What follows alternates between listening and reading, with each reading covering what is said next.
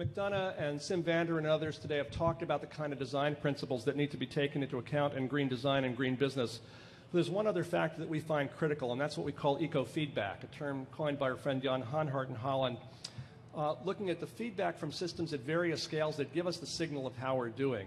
J.M. Duran, 55 years ago, one of the founders of the total quality movement, said that, in fact, people need three things in order to be in a state of self-control. They need to know what's expected of them. They need to know how well they're doing.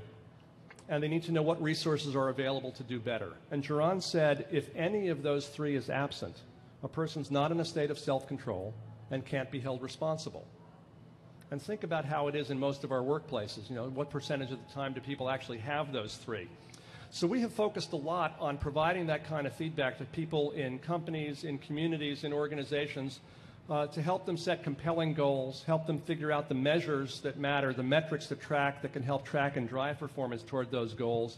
And whether it's the regional metabolism process that I talked about with Albuquerque, or the metabolic feedback process that we talked about with Odwalla, or the daily bread competition that we're supporting with Sustainable Ventures to try to help identify the true costs of a loaf of bread. This is a design competition for economics students to help shift how they think.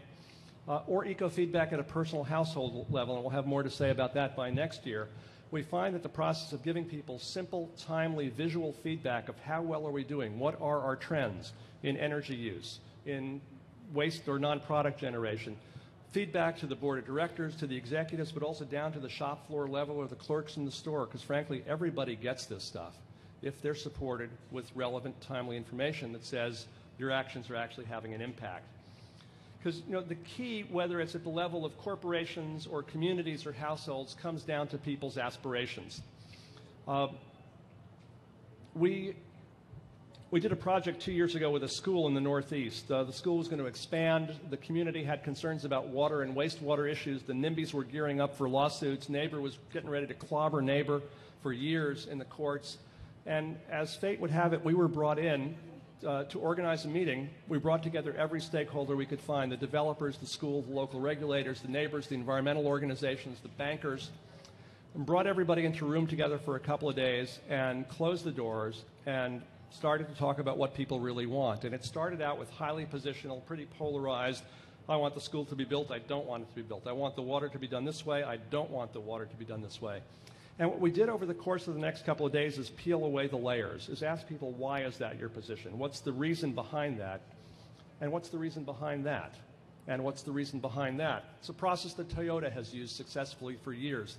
They call it a 5 whys process of uncovering the root cause of problems.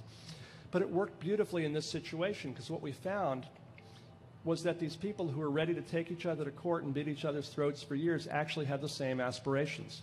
They actually shared the same values. They expressed through different positions, but once we could get everybody to articulate the common values for how they wanted their community to be, we could then start the design process. And we could then design a development process for the school that actually met every single person's needs in the room, that was far more energy efficient than what they had in mind, far more water efficient than they had in mind. But here's the kicker. The county, everybody agreed to go forward with this, and the county that they were in, county that hadn't given a zoning variance in 10 years, gave this project a zoning variance in 2 months. So what's the economic value of cutting 3 or 4 or 5 years off a development process if you're a school? What's the process if you're a semiconductor company spending $2 billion on a factory? What's the value of that in terms of the human relationships that are not broken apart, but are actually glued together by people talking together and finding out their true values